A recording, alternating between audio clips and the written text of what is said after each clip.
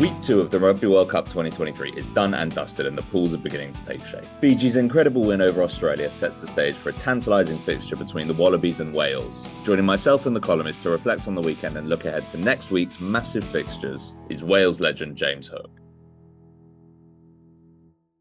Week 2 is in the books, another England win, a historic Fiji win over Australia, 69 years in the making. Pool B and C are shaping up to be very interesting indeed, with particular interest on Pool C today. This weekend, we've got South Africa, Ireland, and Wales, Australia to look forward to. Two massive fixtures in those pools. Bit of review today, bit of preview for next weekend as well. And this week is probably most important for Wales and Australia in terms of their World Cup state. Today, we've got a Wales legend joining us in James Hook. Are you nervous, James? I am now. After last weekend, I am, yeah, definitely. Obviously, let's start by talking about Pool C in general. So first of all, let's talk about you. You were in France week 1 and you weren't for week 2, but you're heading back out there for Wales, Australia. Yeah, that's right. I was there for the Wales-Fiji game, the first game, and it was an incredible atmosphere, and obviously it was an incredible game as well. And Wales started the way they would have planned to have started, and then all of a sudden, midway through that first half, Fiji just exploded, didn't they? And then, half-time came, and Wales sort of weathered that storm, and it was almost a perfect start to the second half, and then things started to unravel towards the end, didn't they? And luckily for that knock-on at the end, it could have been a different story, couldn't it? Did you sympathise with the narrative that Fiji got robbed, so to speak? They've got an argument there, haven't they? They've definitely got an argument. I think, 4 penalties were awarded against Wales without the card, and then Wales went up the other end and 1 penalty and the yellow card. So yeah, there's an argument there from Fiji's point of view, but from a Welsh point of view, you ride your own luck, and I think Wales probably did enough, to win that game. I think, Yeah, and what's weird now though is obviously I asked that question about Fiji got robbed. It probably doesn't matter as Fiji have got 1 foot in the quarterfinals by this point after that weekend. It sounds weird to say that Wales, after 2 bonus point wins, they're probably not favourites to go through in that group. Would you agree with that? I wouldn't agree with that really, and I think the Portugal game wasn't the best performance. We got the points in the bag. I think that's all you can say about it really. That Faletau try at the end got the much needed bonus point. But I think that Fiji performance, was a big game for Wales. Just don't forget how much pressure Wales were under before that game. We lost by 50 points to South Africa in the last warm-up game. Didn't have a great Six Nations. So Wales were going into that Fiji game as underdogs. Fiji were the favourites in a lot of people's minds. So that was a huge game. And I think obviously this weekend against Australia is a huge game. And Australia not playing great. And I think Wales will quietly fancy the chances, I think. Okay, interesting. Well, this weekend's fixture between Wales and Australia is massive. Let's look back at Australia-Fiji, which probably the game of the weekend, if we're being honest. Certainly going into it, and it certainly lived up to that bill. It kind of felt like the stars aligned. I don't know what you thought, but obviously Australia needed to match Fiji's physicality, and then Taniela Tupou and Will Skelton were ruled out. Yeah. Is that sort of how you saw it as well? Yeah, they did. I was just really impressed with Fiji. I think we all know about Fiji's individual brilliance and all the individuals they got all over the park. But what I admired about Fiji in that game was their control. The scrum was solid, and they never really looked like losing the game. It was probably they did all the things you probably don't really associate with Fiji. So yeah, I was just really impressed, and Australia did sort of come back towards the end, but I thought the battle of the breakdown, Fiji were immense there, and probably that's where the game was won or lost, to be honest with you. If their line-out had held up, they'd have won more comfortably, Yeah, I think so as well, yeah, I agree. For sure, yeah. I found myself celebrating at full time. I don't know about the rest of you. Sorry to everyone from Australia. Brendan, what did Ollie, you... not just the game of the weekend, the game of the tournament so far, without a doubt. Yeah, it's no argument for that. Along with the Wales-Fiji game as well. That wasn't bad, was it? Yeah. Well, actually, we've only had 2 tight finishes, 3 if you include just a little bit of a stretch, the opening match. We've only had 2/3 tight finishes in 16 matches. So that tells a story. There's been a lot of interest, but in terms of edge of seat sort of drama at the back end of games, that was what made the Fiji, Australia, and the Wales Fiji games exceptional in this tournament so far. Hopefully, we'll get some more this weekend, because below the two headline matches, there are some really fierce games. I mean, Argentina Samoa could really kick off. Actually, yeah, I agree, because that's absolutely must win. So there's a lot to look forward to this weekend. But I agree with James. I think the Fijian control and their discipline and their sort of single-mindedness, and the fact that they're just able to focus and concentrate on a full 80-minute job, that says a lot for what Vern Cotter did, previous to the World Cup starting, and Ray Walui, who just looks like the world's best bloke, really. Ray Walui. I mean, he doesn't lose his rag. His whole sort of equanimity seems to have fed into the Fijian squad, and they could be combustible, not in an overly violent way, but they used to run around smacking people, shoulder to head for a pastime and getting cards, generally at the wrong times, and they're not doing that at the moment. And they've been involved in two really, really fierce games. Yeah, I agree with you, Chris.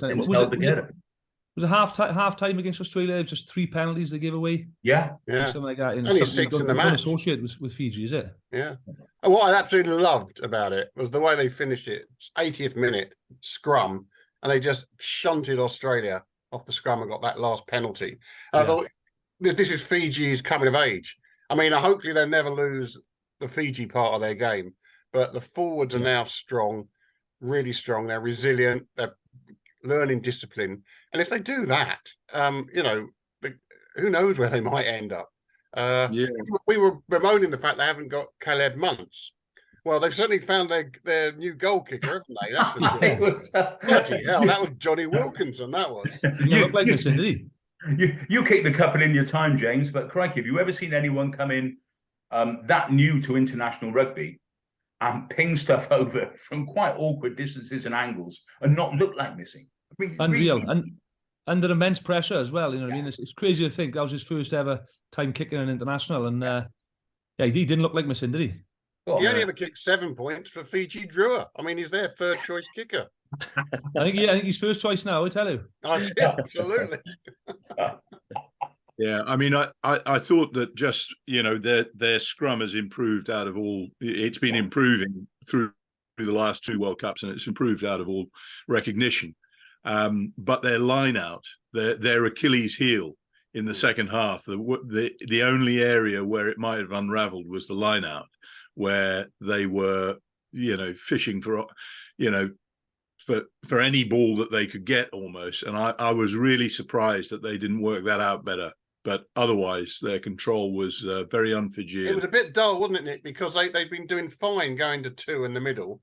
They started doing the Harlem Globetrotter stuff at the back, and they lost 3 or 4 in a row. Just go back to just get the pill. That's all they need. They just need the ball.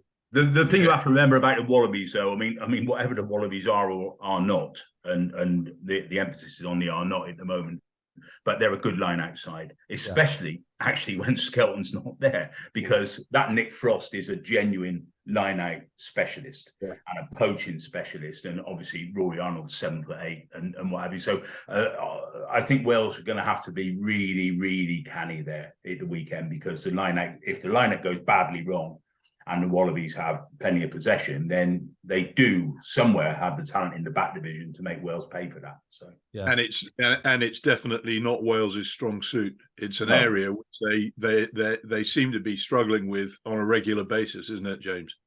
Yeah, you're right, Nick. Yeah, and I think it was that Portugal game, wasn't it? I think it was a 3 or 4 lineouts just after half time on the bounce that went awry. So it's something Wales are going to have to sort out pretty quickly going into the weekend, and it'd be interesting to see who they go for on the second row. Obviously, Will Rowlands is definitely going to be in there. Do they go Adam Beard, or do they bring in Dav Jenkins? Adam Beard and Will Rowlands are both line-out callers, so that could probably edge it for Adam Beard there. But I agree. That'll go a big way to whether they win or lose that game. And mind you, they were the one thing that you would say for Portugal, and you saw that with the try that they scored, is that they were a very good line outside. Yeah, they were, and they threw the ball about as well, and they played with a lot of tempo. I think that's where Wales have got to sort of tidy up a little bit more as well, as they speed the ball and just be a little bit braver, I think, in attack. You know, I think Portugal looked a little bit more exciting than Wales in attack, to be honest with you. So I think that's somewhere where we've got to sort of tidy up a little bit as well. I suppose the chances of Wales losing to Portugal are practically zero. Portugal. Sorry? Yeah. Sorry, what was that? Cut that bit out. Ollie, I don't know what I'm talking about. I'm talking in hindsight. There is no chance that Portugal. Ollie, keep it in, Ollie. Right, thank you. Nice to see you all. I'm off. Actually, I think I know what Chris is saying is we mustn't discount Georgia, not in terms of winning the pool, but Georgia have a big match in them somewhere. Yeah. There's still a possibility they might roll one of the, they've got to play Fiji, haven't they, and Wales. So although it feels like Wales, Australia is absolutely the be-all and end-all from that point of view, assuming that Fiji go on winning, let's not assume that, because I think Georgia have got a win in them somewhere. They actually played pretty well in the second half against Australia. So there could be a little twist to the tail here as well, I think. And all three sides could end up on 16, couldn't they? Absolutely, yeah. That can definitely happen. That wouldn't be unusual. That is a decent chance of that happening, I'd say. Is that a points difference split then? If that happens, now you're putting me on the point. I think they first of all, it's head to head. Head to head, isn't it? Head to head. 10 points difference. Yeah, I think that's worth clarifying. I mean, Brendan, the point you make about Georgia is very fair in terms of them being able to cause an upset, but I think bonus points against Georgia is going to be pivotal as well, because at the moment, Wales and Fiji both have 2 bonus points, and Australia also everyone has 2 bonus points at the moment. Am I right? Australia got bonus points against Georgia in the opening match, and they got a losing bonus point against Fiji because Fiji missed that kick. Yeah. So it's a case of now, say Australia do beat Wales, then it's a case of whoever gets most bonus points. Yeah, if Wales lose to Australia, they need something out of the game, don't they? You know, they need a losing bonus point. Then they'll have to obviously beat Georgia, ideally with an offensive bonus point. Then exactly. So Fiji and Wales can't really afford to be resting anyone against Georgia because they need to score. Right. Well, it's eyeballs out from now on. It's knockout rugby. Yeah, from Wales' point of view, though, it's all on this weekend. They focus. They beat Australia. They're good. It's almost job done, isn't it? So that's what they'll be focusing on. For sure. James, talking about numbers and the Portugal game, obviously Wales changed 13 players for that game. What do you think? Do you think that the starting, that Warren Gatland's starting lineup is now pretty clear in his head what it will be? I think so. We obviously see, I think the majority of the players who started against Fiji coming back in. I think the only debates or arguments, obviously, Dewi Lake didn't start against Fiji. If he's fit enough, does he come back in to start? Obviously, he's the co-captain as well. So you'd expect him, if he's fit, to come back in. And Dav Jenkins as well, who I mentioned, he potentially could come in the second row. But as I mentioned just now, Adam Beard is a lineup caller there. So maybe they stick with him and bring Dav off the bench because he made such an impact against Fiji off the bench. I think he made 13 tackles in 20 minutes, I think. So I don't think there's going to be too many changes from the Fiji game, if I'm honest. I think the centres, George North and Tompkins, went really well. You look at the wingers, Zammit and Josh Adams. You can't drop those, as well as Rio Dyer played against Portugal. I think he'll keep his place on the bench. And Liam Williams at 15. So, as far as the backline goes, I think it's pretty settled now. And obviously, halfbacks, Dan Biggar will start. I think, again, it's a debate whether you go Gareth Davis or Thomas Williams. I think you'll go Gareth Davis again, if I'm honest. Did you ever lose your rag on a Dan Biggar scale, James, with your nearest and dearest teammates? Did you ever? Not quite on a Dan Biggar scale. No. And it's been quite a topic the last sort of week or so. But you can see he's a competitive animal, isn't he? And he vents his frustration. Whether it's right, he does it on the pitch or not, is another matter. But I think George North probably will be kicking up all next time he's in that situation. I should imagine. Is he as competitive as he seems, Dan Biggar? He is. Yeah, of course he is. But I think everyone on that pitch is as competitive as Dan Biggar. He just probably vents in a different way, I think. Yeah, I just look back at the times. There were times when Ospreys had a bit of a rock star team, down there. And then there were times when all the rock stars went, pretty much apart from Dan and Alan Wynne. Yeah. Those two blokes, their commitment to the club in adversity at times was astonishing. I mean, absolute iron commitment. I have massive respect for both of them, I must admit. Yeah, unreal. And I suppose with Dan Biggar, it almost seems the more pressure he's under, the better he performs as well. So, yeah, I think the more people are talking about him or criticising him, the more he comes out and just answers those questions, in fairness to him. He's an incredible player and been an incredible servant for Wales, obviously, and the Ospreys, like you mentioned.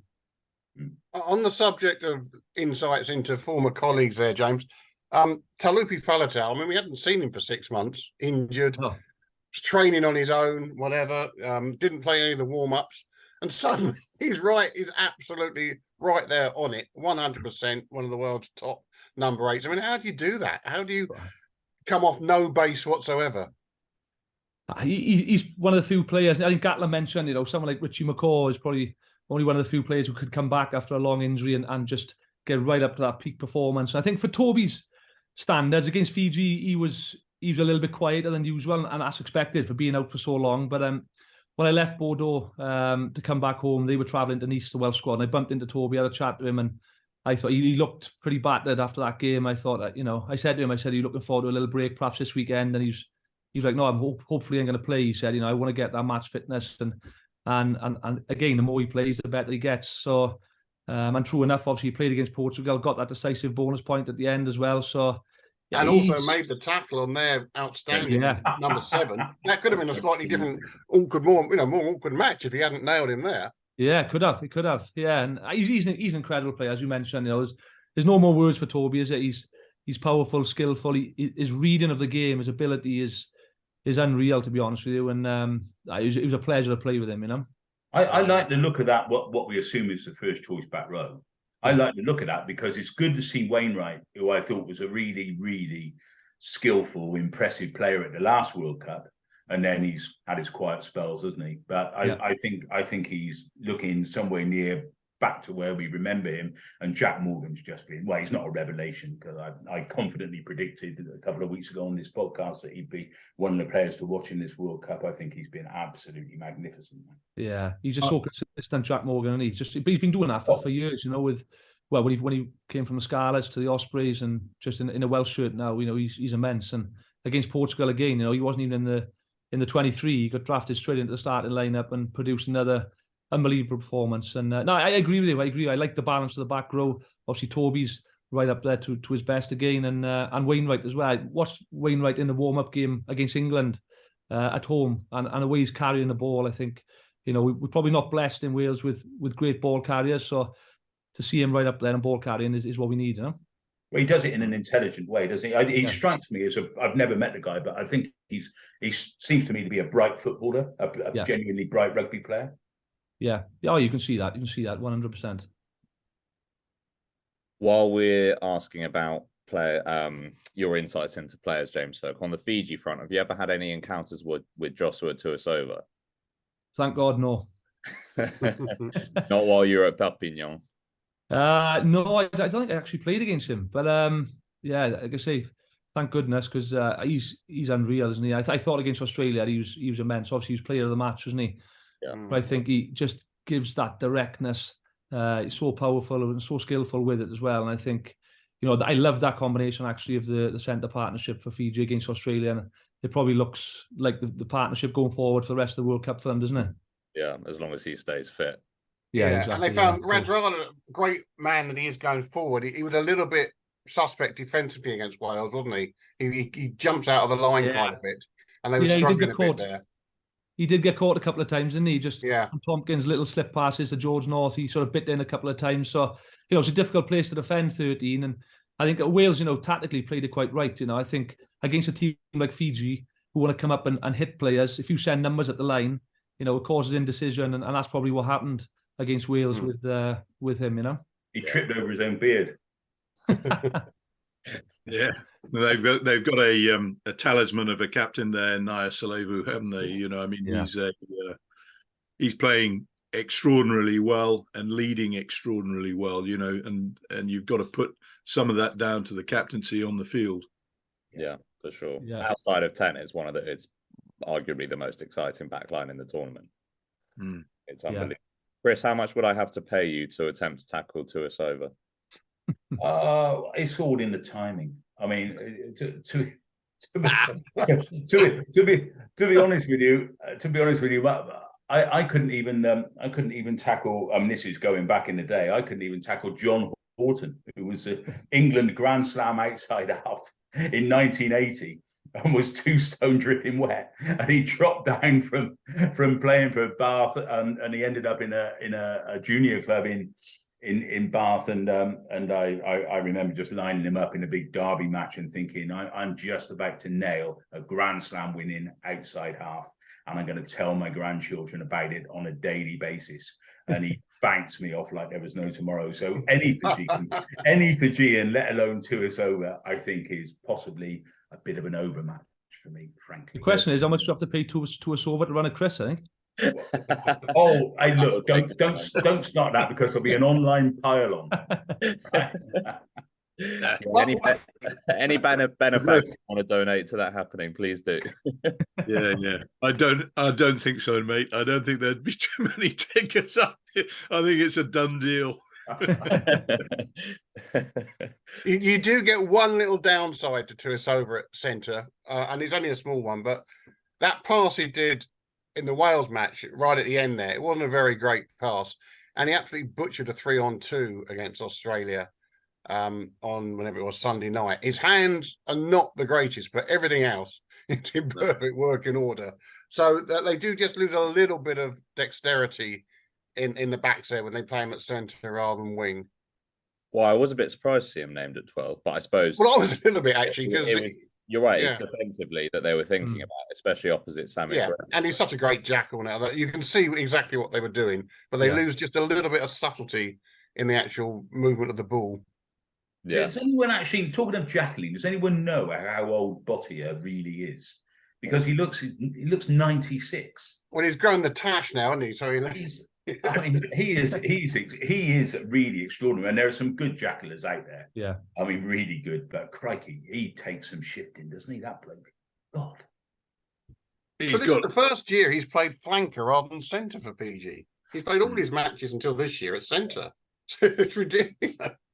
Yeah, but he wreaked havoc. He did. He's phenomenal, however old he is and however big his tash is. And I thumbs up to the tash, mate. Because that Wallaby back row was not short of people who were decent on the floor. I mean, Fraser McWright's had a good season. You need a decent reason not to take Michael Hooper. I know he's had his issues down, in over the last couple of years. But Eddie Jones, whatever everyone thinks of Eddie, I mean, he's not dumb, and he's decided that McWright can do on the floor the kind of things that Hooper could do just for a little bit of youth on his side and all that sort of business. And Bottier made a total mess of that Wallaby pack on the floor. I mean, it was a remarkable.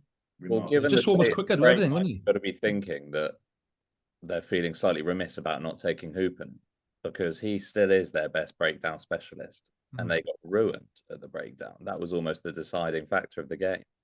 Yeah, I mean, it's just not the Wallabies of Hooper in his pomp and David Pocock, is it? I mean, that was a pretty special combination, and they're a fair way from that. Eddie is already beginning to say we picked the young side, and we're looking at 2027, which is. That's good. That's you must have worked with a few coaches like that, James. Don't worry, there's always next time, they say. Well, I suppose Wales and Australia along similar paths, aren't they? In terms of they sort of in a rebuilding phase. Wales obviously still got a couple of experienced players. They've lost a lot of experienced players, so they are breeding the sort of new generation now. So I suppose in that sense, Wales and Australia along, like I say, similar paths. Yeah, but Wales back to 10 you can hang your hat on, don't they? I mean, Wales have an outside half who, all things being equal, is going to get you through more often than he's not going to get you through. And Australia don't really have that because they picked 110 and he's about 9 years old. Yeah. I think we spoke with a breakdown in the lineup, but that could be the difference on the weekend in terms of the kicking game and that control a halfback for Wales compared to Australia, couldn't it? Yeah, I mean, absolutely it could be, and there's a huge amount hanging on this, because I'm not sure that Eddie Jones's contract, if they lose to Wales, I'm not sure that contract will be of any great length. I mean, he's dug himself a bit of a hole, and he's taking a lot of flack, particularly over the fly half. The leaving of Quade Cooper behind. I see Michael Hooper, who was also left behind, is climbing into him as a TV commentator. So, there's a huge amount riding on this game at the weekend for Jones. And there's never going to be a great reservoir of sympathy for Eddie wherever he goes, just because of the way he conducts his business. I mean, he's very abrasive and he's very in your face. When things are going well, he's not shy of telling you about it. When things are, when you're suddenly up against the wall, then your level of support may be slightly lower if you behave in the way that Eddie generally conducts himself, compared to some other coaches. And also thinking about the moment where Carter Gordon didn't go for that high ball, you have to think that that's an example of an inexperienced 10 who can't take a specific moment by the scruff of the neck. That, I don't know, for me, I see Quade Cooper going for that with a little bit more authority and the ball not bouncing, and then Tuisova not getting it. Yeah, he just completely mistimed that, didn't he, Ed? I think if you look at timing or just timidity, whatever the word is. Yeah. Well, thank you, the man from Cambridge University. I think you'll find it. I studied foreign languages. Unbelievable. Well, indeed. That's a good point, though. Wales, in terms of the aerial battle, you look at Wales's back three and Dan Biggar at 10. Every single one of those players are comfortable in the air. Really, I know they do a lot of work with Neil Jenkins, and that could be another factor as well. And you've got somebody like Donaldson, who's not an experienced fullback. So I mean the Aussies generally, are good in the air, aren't they? I mean, we always thought that was a strength of the Wallaby game, was the aerial game, and it all goes back to their Aussie rules upbringing and all the rest of it. But absolutely, just on this occasion, they do look potentially that they might be exposed there. For sure. We'll see. I'm going to be asking you. Sorry, Nick, go on. I was just going to say, just in terms of Skelton and Tupou, is there any question of Skelton will presumably be available. What about Tupou? They've both been ruled out. Unavailable. Yeah, they're both ruled out, are they? Yeah, okay. I think they've already said that. Yeah, definitely. Skelton's definitely out. Okay, I think Jones game at neither. They are vulnerable. They're vulnerable up front. I mean, Fiji have improved a lot, but I'm not sure about the Wales scrummaging. I think that they're still a fairly average in that area. But I think that they'll meet an Australian side, with the exception of the loosehead Bell, who is good and had a quiet game against Fiji. But it's difficult to see where Australia have advantage in too many places going into this game. Yeah. I'm going to be asking you guys for quite a lot of predictions this episode. We'll start with my speciality. Yeah. So can I get just a winner prediction, nice and easy, for Wales Australia, please, James? It's almost a rhetorical question, I feel like, but I'm going to start with you. Yeah, I'm going to go Wales. I think Gatland will get them pure, and he'll pick the right team to get the job done. As you say, Australia are not at their best at the moment, so I'm backing Wales. It's almost like the cup final in a way. They know they win this game, they're into the quarterfinals, and who knows what can happen then. Yeah, for sure. And does that mean you're thinking Wales and Fiji will be the two teams to go through from Pool C? I think so. Yeah. Okay, Chris. Yeah, I go with that. I think. I mean, look, it would not be unlike Eddie Jones to pull some kind of rabbit out of the hat. I mean, he is quite good in adversity at times. Over quite long periods of his career.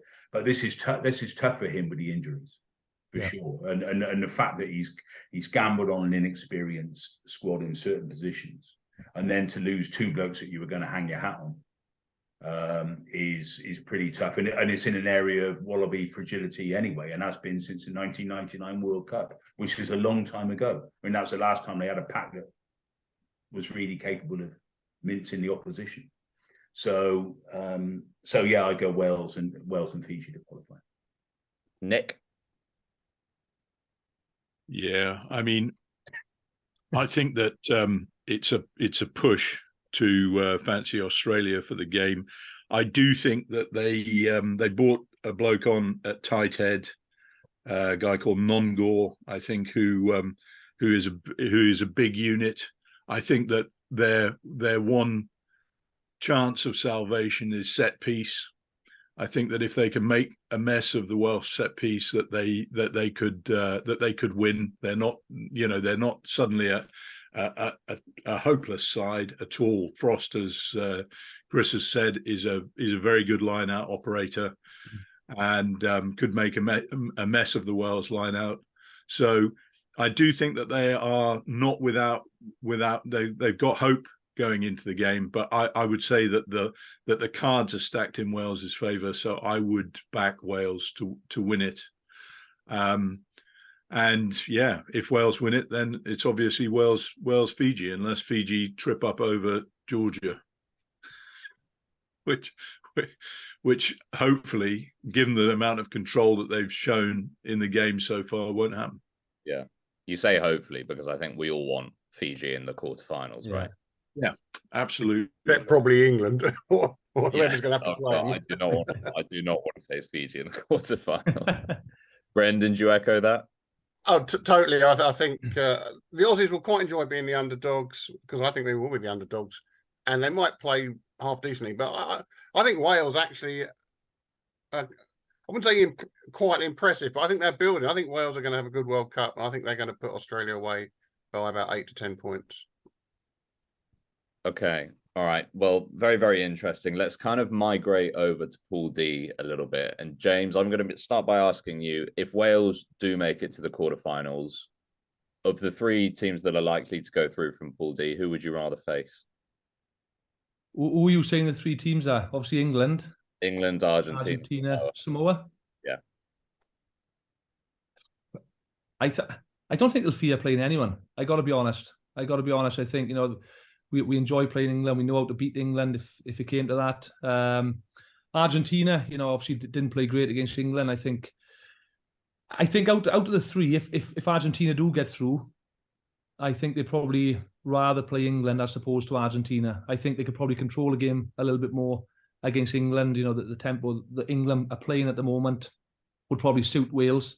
I think Argentina, if they play the way we know they can play, with that expansiveness, that would probably make Wales fear them a bit more than England. But I'm sure Samoa got something to say about all this as well. It's a monumental match, that game on Friday. Yeah. I mean, Argentina just didn't turn up against England, albeit England played pretty well. But they're not a bad team, Argentina. And if they suddenly click, you have to still factor them into this whole World Cup. Now, clicking against this Samoa side, who look pretty tasty to me, is going to be some job of work to do. So huge stakes for both teams in that match. That could be incredibly fiery, very, very dynamic. That's going to be a game worth staying in for Friday night, I think it is. Yeah, it's weird, isn't it, that we're sort of not talking about Argentina a lot because they obviously didn't turn up in the first. You essentially haven't seen them yet at this World Cup. No. And that's the thing. And obviously, to me, they're still second favourites to go through despite that that opening fixture. Let's talk about England as well.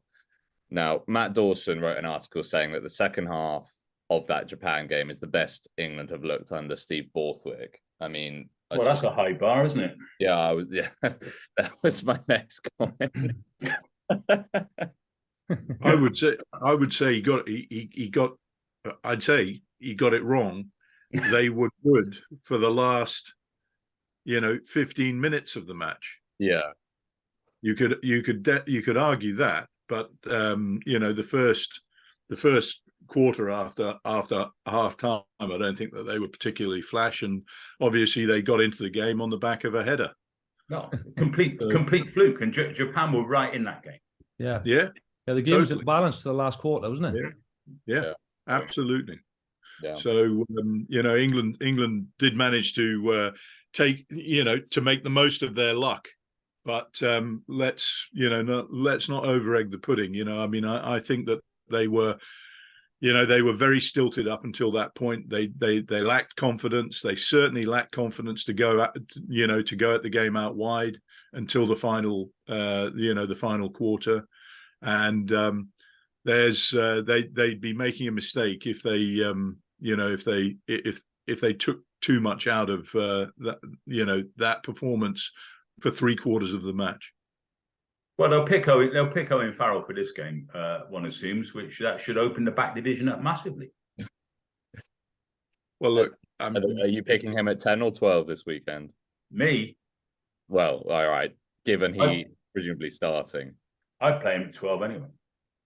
Okay, James. Yeah, well, it's difficult to drop George Ford, isn't it? Exactly. 2 man of the match performances. So you're not dropping him at 10. I think it's you guys probably know better than me, but from the outside, it's just I think he's a huge leader in that squad, isn't he? He's a big part of that squad. Borthwick loves him as part of that squad. So you'd think he's going to come in, and you'd expect he'd come in at 12 as well. As long as the coaches are confident, and this has been written about for ages. I mean, and that was the 10 and 12 that got England to a World Cup final 4 years ago. There are passionate views either way about what to do with Farrell, etc., etc., etc. To my way of thinking, I think Tuilagi is much more dangerous at 13 than he is at 12. I think he fades out of games a lot at 12. 13, he is a real powerhouse. And as long as Farrell's presence doesn't cramp Ford's style and his decision-making capacities and what have you, those lines have to be really firmly drawn. I mean, Ford is no one's pushover in terms of his attitude and his authority. Absolutely the opposite.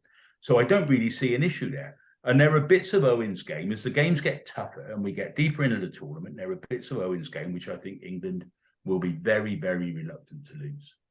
Very reluctant to lose. Yeah, he's a test match animal, isn't he? Not least his head-high tackling. That was a joke. But it's no. I do think Farrell brings a hell of a lot to the England side, which is not a whiz-bang side. It's a side of particular strengths, and he's part of that strength. Yeah, well, I don't think that those strengths have been evident at all during Borthwick's time as coach, and I would stick to the principle of not picking him at 12. I've never thought of him as an inside centre.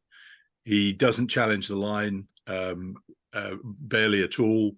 His passing, his distribution is pretty good, but Marchant hasn't done a huge amount wrong, considering that stuff inside him hasn't been working. That Mitchell's still finding his way. George has kicked the ball a lot. And I would keep it. Certainly bring Farrell in at 10 for the game. It's against Chile. They want to look at how he goes, but it should be a head-to-head between Farrell and Ford at 10, and the guy who's not picked is on the bench. Well, England will win that game by 50 points. So what lesson do you draw from Farrell at 10 in a one-sided game? Well, what lessons will you draw from Ford and Farrell playing together in that game? If it's a no game in terms of, and I'd be careful about that. I don't know.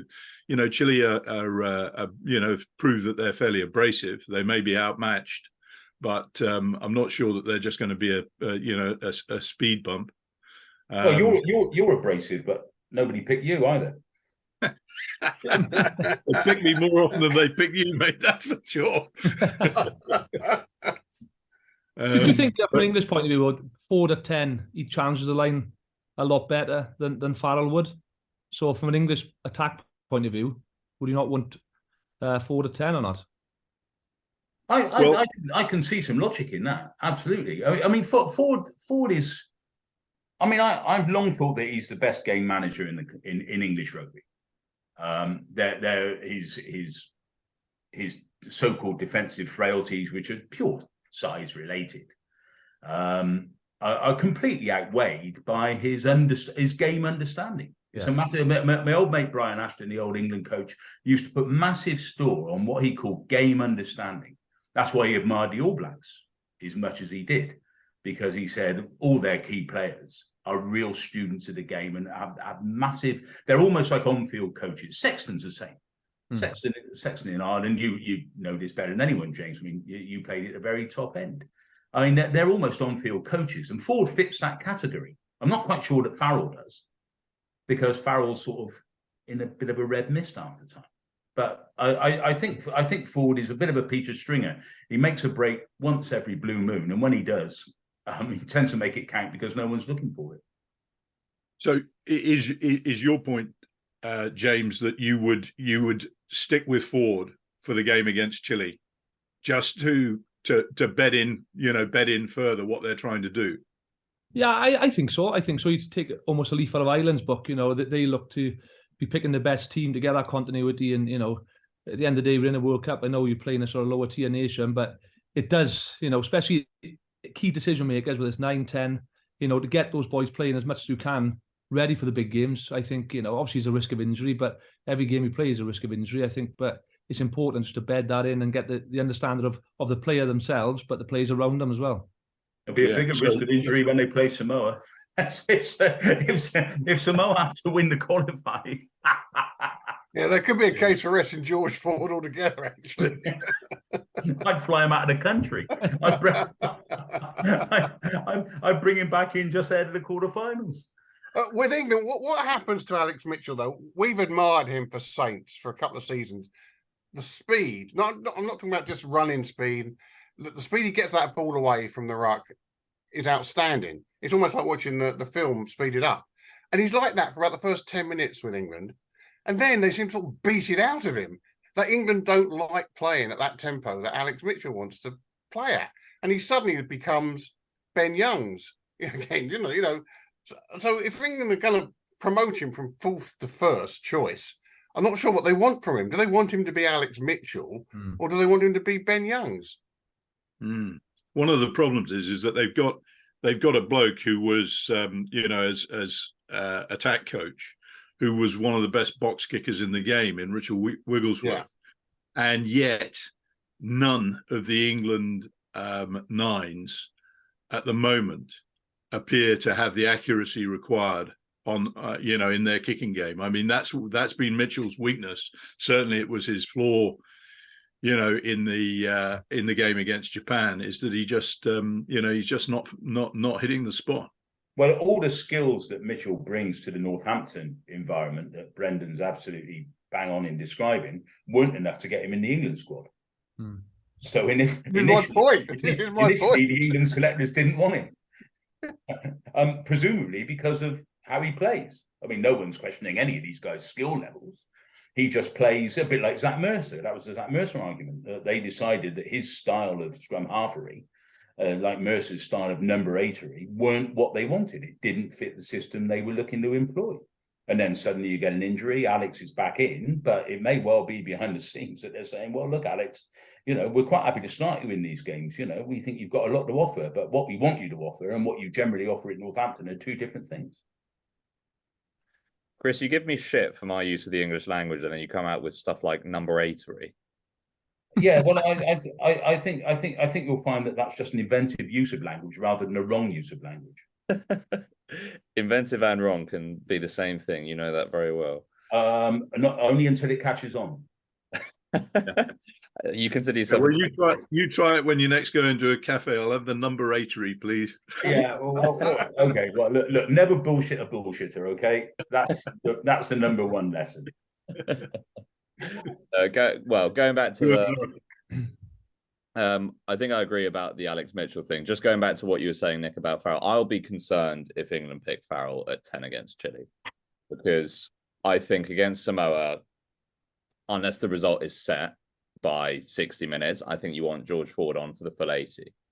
And I think, therefore, if you play Owen Farrell, you're playing him at 12. And that would show to me that if you play Farrell at 10 against Chile, Borthwick's not going to play Farrell at 12 at all. And I don't want it to be a shootout, because then you lose minutes from George Ford on the pitch.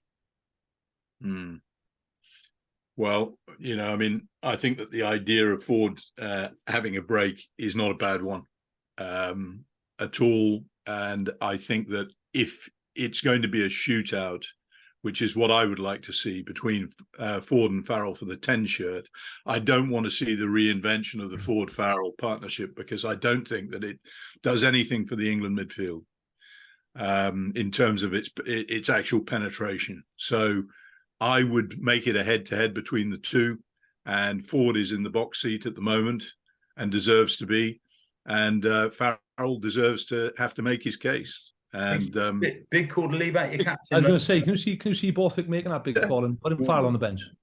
I mean, you would have been in that environment, I guess, James. When this kind of have you experienced much of? Did you experience much of this kind of thing during your career when the captain, the established captain, is under real pressure for his place, and the coach has said, "I'm leaving you out for a big game"? Yeah, I'm trying to think back now. I think when I first came into the Wales camp, obviously Stephen Jones was the captain. So like I suppose he may have been under a bit of pressure there, but I sort of played at 12 and Steve was played at 10. And probably rightly so, that worked quite well, But yeah, it's a tough call, what I mean, for the coach to leave his captain out, I think it's going to take a brave man, isn't it? Yeah, but there's got to be, if you think about it, I mean, Farrell's Achilles heel is that he hasn't played in the World Cup, so he hasn't had a chance to make his case, and that's at his door. So my rationale is do you bring a person back in and change the dynamic completely from what you've got, or do you say, well, the guy who's in the 10 shirt is actually going pretty well, and therefore, and we don't think that he's going to bring added value at 12. I mean, I'm fairly sure that what will happen is exactly what you've talked about. We will be back with the 10-12 Ford-Farrell combination. And there have been no signs of that working particularly well. I mean, Farrell, when he's been playing at 10, hasn't been particularly good for England over the last, you'd say over the last year. And I'm not sure, when he goes to inside centre, I mean, there are definite limitations to his game. And it is established, isn't it, that he doesn't want to play at 12. Farrell doesn't want to play at 12. No, and if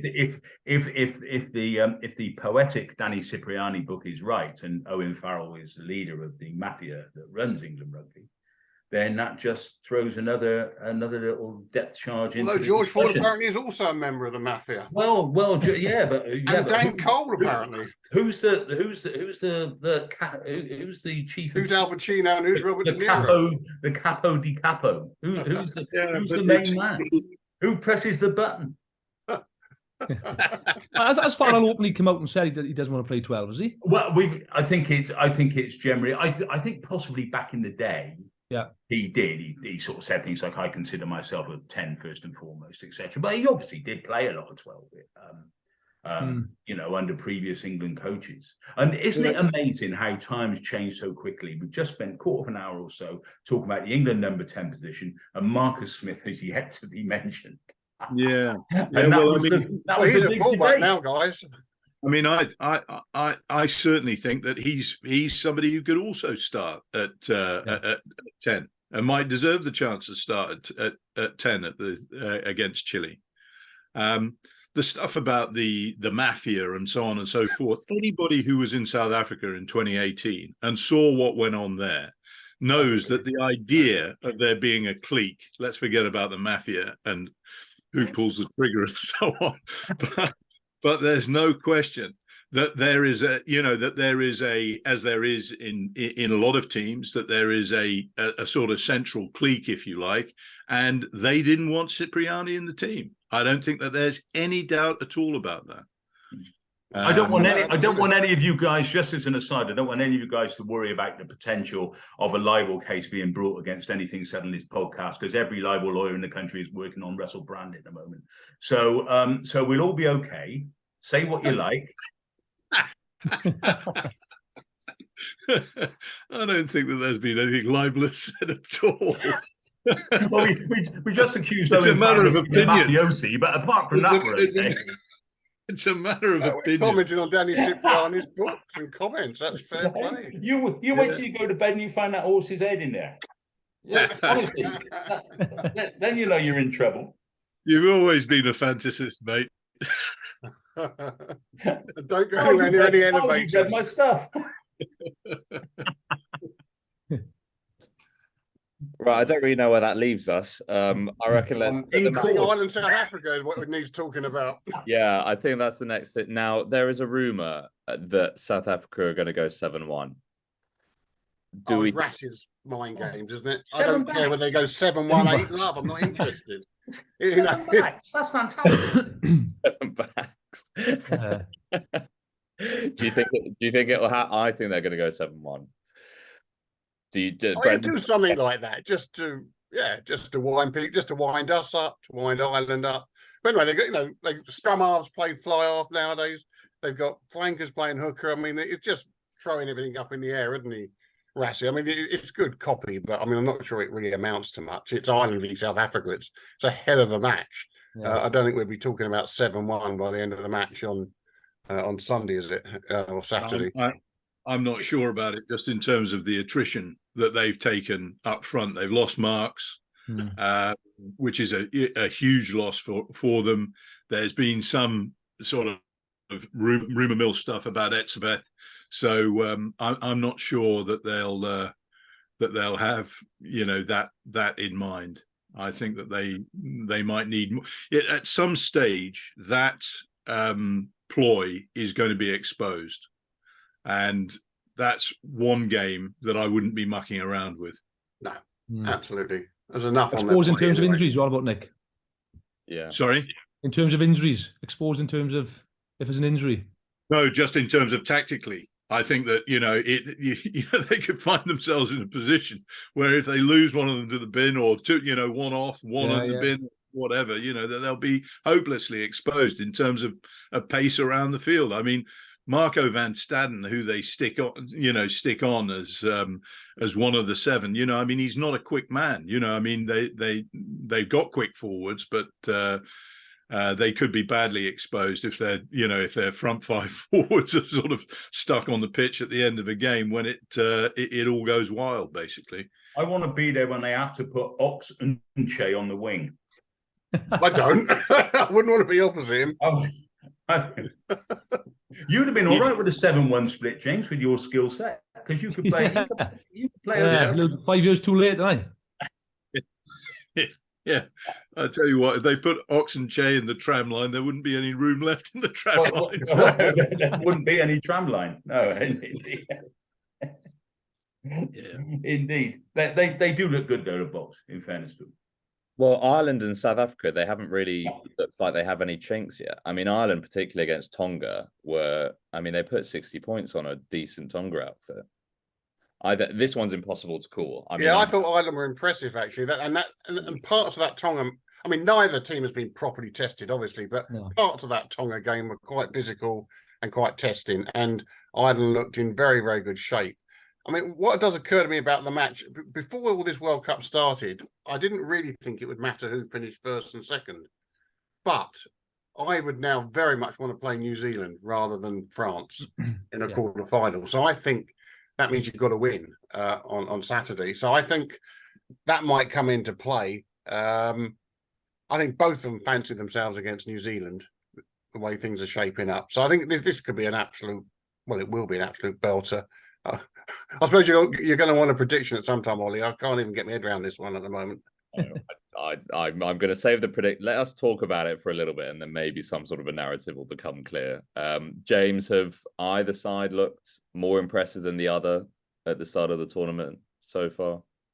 I agree with the boys. I think both teams have looked really impressive. I think we all speak about South Africa's power, but the backline as well. They got the backline to complement what's happening up front as well, haven't they? And there's not really many chinks in that South African team, and with Ireland, I love watching Ireland play. I think the connections in attack, how well the backs and forwards combine, and I think the difference is, most teams play the same sort of way and same sort of shape off 9 and 10, but Ireland have the ability, whether it's the 10th 11th phase, they still have that same ability to be connected the same in the 11th phase as probably they would be in the first or second phase. I think it's the ability when they go deep phases, they still look really, really good in attack. And I think, that's where probably other nations probably struggle, and that's where Ireland are number one, and probably the reason they are number one.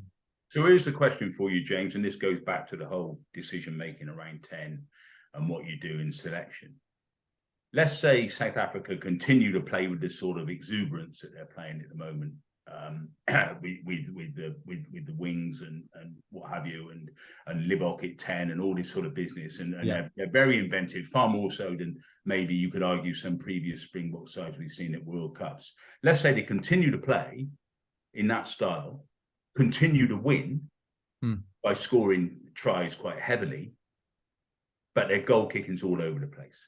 When it comes to the big games, the really big games, do they go to Pollard and possibly restrict their broader attacking game, or do they continue to back themselves with ball in hand?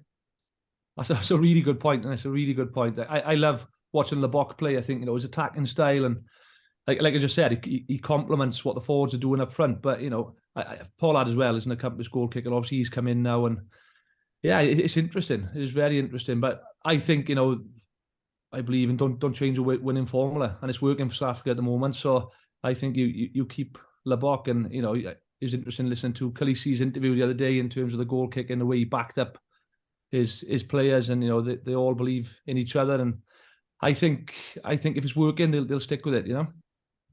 I think we established on last week's podcast that Libbok's no look kick, was it Libbok? His no look kick was in fact a slice. So did you ever slice the ball that badly, or more seriously, did you ever attempt a no look kick? Chris, I think you said it was a slice. I don't think we established anything. Well, no. as you know, if I say it, it happens. It was the fantasist that worked. Anyway, James, this is a personal discussion between you and me. No look kicks. You're full of ideas. Hey, I've sliced many a kicks, Chris, I can tell you. But I agree with the boys. Really? I don't think he meant to slice that, did he? That was one heck of a kick. But I don't think I've meant to slice a kick.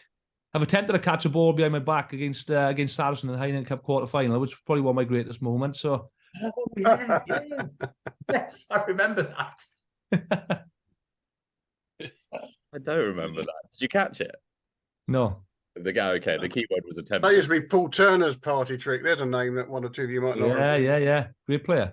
Tommy used to do that behind the back. Yeah. I think we should mention Johnny Sexton as well. I mean, we obviously mention him most episodes at the moment, but he did overtake Ronan O'Gara in, I think, 14 fewer matches as well. James, both of them relatively well. Just talk about the achievement itself. Obviously, that was a record we probably didn't think was going to be beaten for quite some time, and the man to take over from O'Gara has done it. Yeah, I think both incredible competitors. Have been privileged to play against both of them. Played alongside Rog in 2009 with the Lions as well, and just very similar in terms of how competitive they are on and off the pitch. But I think with Sexton, his longevity is incredible. The ability to play at that peak high level for so long. What is he, 36? He's got to be 37 nearly now, is he? No, he's 37, got to be.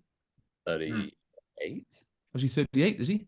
Well, it just goes to show, I think how important he is to that Ireland team. And, when Sexton's playing, I think you just get that impression. Everyone around him just feels a little bit calmer. Everyone knows what page they're on.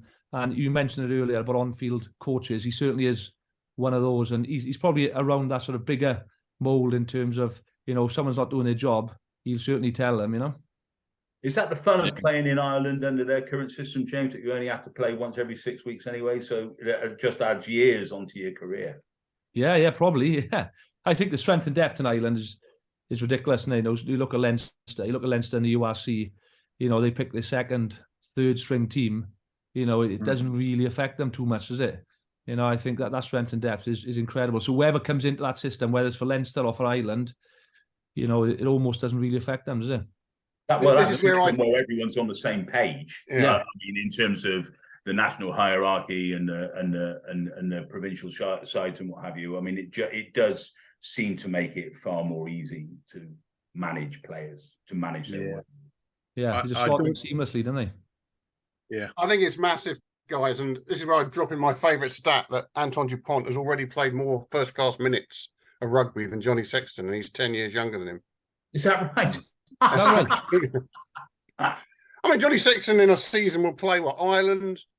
He'll play maybe 2 URC matches, 3 at home. Yeah. And as far as they go in Europe, and also he's got injuries some of the time anyway. I was going to say, you know, how brilliant he did to come back after 5 months of not playing, but he's used to not playing. He does a lot of time coming back from periods of not playing rugby, doesn't he? In fact, he considered himself to be rushed back. I mean, it was rather rushed him back 5 months, wasn't it? Yeah. Is that stat correct, Brendan? Yeah. That is, I've seen it a couple of times incredible. From statisticians on Twitter. So with that caveat, but it sounds right because Dupont has been full blast since he was 17, basically. Yeah. And he plays when he's fit. He plays. He doesn't rest much. It's a great stat, Bren. But the one thing that playing against South Africa doesn't do is help longevity in the game a great deal, I think. And look, just looking at the way they play, they will attempt to get to him early on. He is 38. You're right, and you know they know that he's the fulcrum of their game.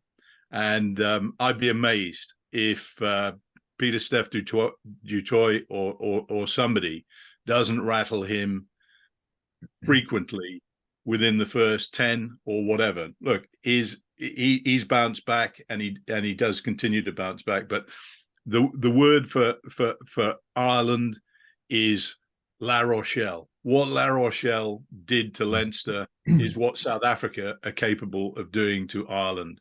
And the Irish forwards are going to have to play, you know, the game of, you know, they've obviously already played many games of, at peak quality, but they're going to have to be at their absolute best because they're just, you know, they've got more clout up front than any other side in the world, the South Africans. And that is the only way that Ireland will win the game. Ireland's saving grace in that regard is the fact that the two guys up front who don't play for Leinster, O'Mahony and Tyburn, I mean Tyburn especially, is just sensational at the moment. Yeah. I mean, talk about having an all-court game. I mean, God, he's fabulous, isn't he? So, and O'Mahony does bring, I mean, he's not the biggest in the end, but he does bring a certain amount of competitive spirit to the mix. Yeah. So he's less bullyable than a lot of other players, I think. But I take your point. You know, I just going back to Dupont for a second. They do say, James, that the only difference between Antoine Dupont and Gareth Edwards is that Antoine Dupont is not always at risk of a Christmas hamstring against Aberafan. Oh, inevitably. But I think you're right, Nick, in terms of Ireland. They're not going to dominate South Africa's scrum, but if they can match their scrum, then I think they'll be okay, you know. But I think that is always the worry when you play South Africa, isn't it? Getting dominated up front. So that'll be a big task for Ireland this weekend. Yeah, I mean the market. Caelan Doris, who had a quiet end of season, he looks much better again. I know it's been limited opposition, but he's looking back on it again. So they need Caelan Doris blasting holes in the box if they get anywhere. What's the story with Gibson Park, by the way? Is Gibson Park injured? Don't think so. I think they were just resting him. Okay. I think that the marker that the South Africans put down against Scotland in Marseille was, you know, showed how formidable they are. And talking about Khaleesi, you know, Khaleesi is now coming through as a player. I thought his performance against Scotland was outstanding, and he's coming through as a real talisman. And you talk about the importance of Doris. Well, you know, I mean, that clash between two players is worth the admission price on its own. You know, I mean, I think Khaleesi looks turbocharged at the moment. The reason I asked about Gibson Park is I think Ireland will certainly need high tempo, and I think that's what he brings to the general mix. Much as I admire Murray, and I think he's playing pretty well, but it's hopefully it's also cooled down, and we don't have these 20-minute water breaks, because Ireland need as much ball in play time as possible. They don't want these water breaks. They will back themselves on aerobic fitness against us. Well, you have to, because you're not going to match them in any other way in terms of strength. So I hope they do go. I mean, obviously health and safety, they were needed the first 2 weekends, but I don't think they'll be needed this weekend. And also they've got South Africa deliberately slow the game down. There's no question about it. Yeah. And Ireland also have one of the another of the tournament's informed players. I mean, how well is Bundy Aki playing? I mean, really very good. I mean, he's unquestioned now. I mean, you've got blokes as good as Henshaw and what have you, but you're not going to drop him in a hurry, are you? No. Right, come on then. I don't want anyone sitting on the fence, Chris. In fact, Chris, I'm coming to you first. Who's winning? Oh God, this fence is so uncomfortable. I what in what South Africa, Ireland? Yeah. I think Ireland narrowly. Okay, one for Ireland. James? Well, I said South Africa are going to win the tournament, and I saw I can't back down now. So I agree with you guys. It's going to be a hell of a matchup, isn't it? But I'm going to go South Africa. I think they're going to edge. I think they'll dominate a little bit too much for Ireland up front and come away with the victory. Yeah. Brendan? Yeah, I mean, I like James. I've gone South Africa for the tournament. I mean, of course, they could lose at the weekend and still win the tournament. Yeah. But I actually think they will just nick it this weekend, which will set up a fantastic Ireland-Scotland match. Yeah. Because, there'll be a lot riding on that. So it'll be one score, South Africa. Nick? Yeah, I think that they'll miss marks. But I still think that they've got too much up front for Ireland, and I think that that will be the difference. That'll be the key area of superiority, and I think it'll pull South Africa through. So I'm going South Africa. So we've got 4 South Africa and 1 Ireland. And how good am I going to look next week? Again. Do we know who's ref in that match? Because that's going to be important. No, I can check. I can tell you that. It is. Wayne Barnes is doing Wales, Australia. Ben O'Keefe. Ben O'Keefe. Right. Okay, I don't really have any view on Ben O'Keefe, so we'll see how he gets on with that one. But you need a good ref in charge on Saturday. And Argentina Samoa in the kickoff in the kickoff game, i.e. that it could easily kick off in more than one sense, is Nick Berry. Okay. So he's. It's going to be. I think he may overreact on the card front. Oh, it's going to be a hell of a weekend. Very quickly, I did this with you guys last week, James. I'm slightly putting you on the spot, but we've kind of settled on our match of the round for week 2. I think we're all saying Australia, Fiji, unless someone interrupts me. Player of the round and moment of the round. Brendan, I haven't come to you first yet, so I'm going to come to you. Well, moment of the round, just for a sort of punch in the air moment, was Portugal. It was a beautifully worked line-out move. And like they deserve something from that match because they played with real enterprise, real skill, slightly unflattering scoreline, to be honest. Not that they didn't deserve the win or anything, but I'm just so glad that was just a pure T1 expertise. And I thought it was a beautifully worked try. And what was the other question? Player of the round. Player of the round. Tusova. That's stolen mine. Yeah, I'm mine. That's the advantage of going first, boys. Yeah, that's true. You're welcome. James, who are you picking? I'm go Tusova.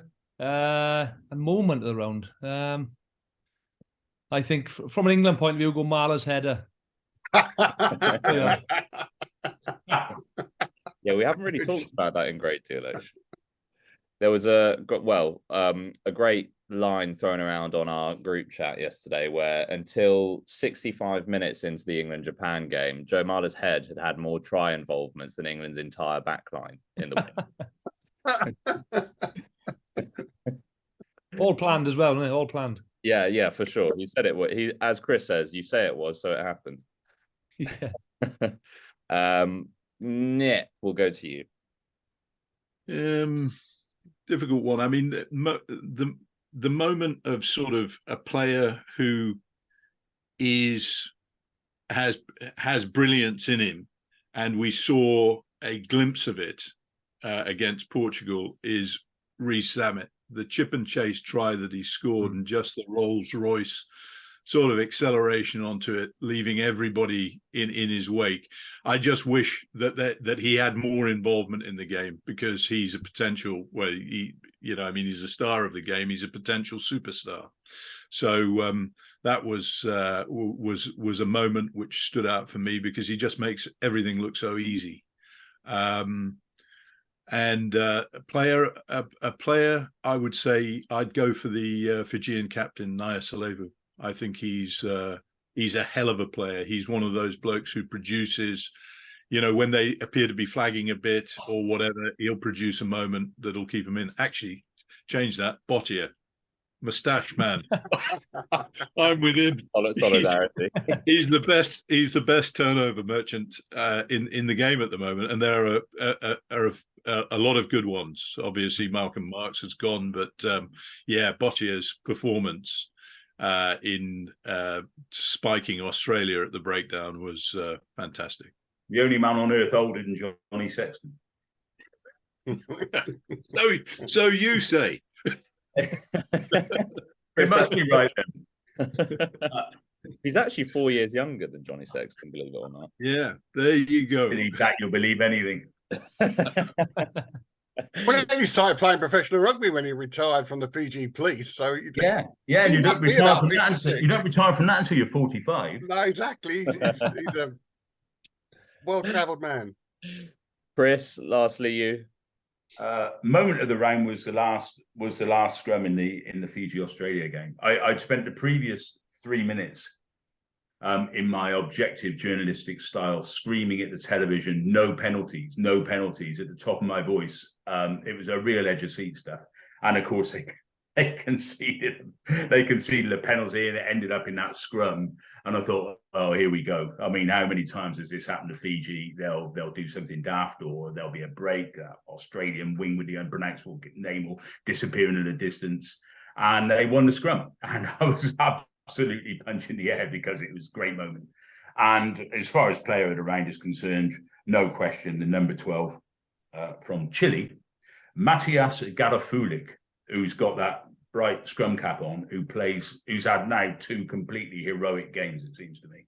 And is, it's terribly difficult for a side like that, isn't it? I mean, up against real heavy weaponry. I mean, they were against the Samoans there. And I just thought that in all aspects of the game, his defence was insanely brave. And I think he did some stuff with ball in hand. So obviously Tuisoba was remarkable, and we all know that. But a shout out for the minnows. Yeah. Shout out for the Portugal 15 as well. I can't remember his name now. Guedes. Yeah, he was outstanding. What about his footwork? Oh. Yeah. Fantastic. I'd add to that entire Portuguese back row as a unit. I thought they were fantastic. Yeah. One of the best back rows in terms of linking. There was one move down the side of the pitch where they all handled and all interplayed with each, a handling move featuring all of them. It was great to see. Their match with Fiji is going to be a belter, because actually I've seen a fair bit of Portugal. That was quite a quiet match for them in terms of running. They play Fiji style when they get a bit more ball. So Fiji will presumably need a big bonus point win just to carry their momentum on. That could be a wildly entertaining match, Portugal-Fiji. I'm genuinely excited to see these.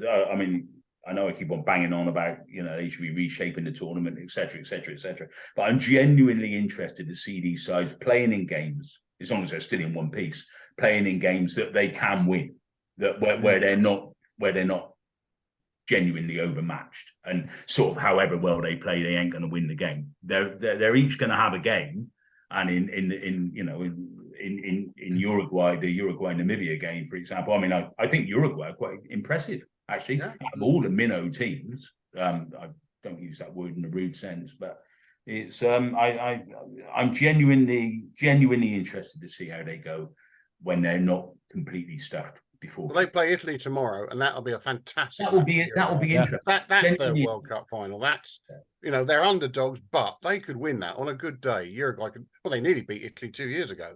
They could really run Italy close. That would be very, very interesting for that game. Yeah. Right, I think that just about wraps us up. Actually, I haven't picked my player of the round was Tuisova as well. My moment of the round, I went unconventional last week. I'll go unconventional this week. Go on Twitter and look up Japan fans clearing up after the England-Japan game. A few of them stayed back after full time and after everyone had gone to help clean up some of the rubbish at the stadium, which I just thought was absolutely fantastic. So I see Alan Wynne-Jones is doing that for Toulon as well these days. They can't afford any groundsmen down there. Channeled that in at Alan Wynne. So there's my He's picked up a lot of rubbish down the years, Alan Wynne. Most of them are opposing second rows. Right. Well, I think we've built next weekend fantastically. I think it'll be the best weekend of the World Cup so far in terms of quality of fixtures. So don't miss a second of that action. James, you're going back out. When are you flying back out?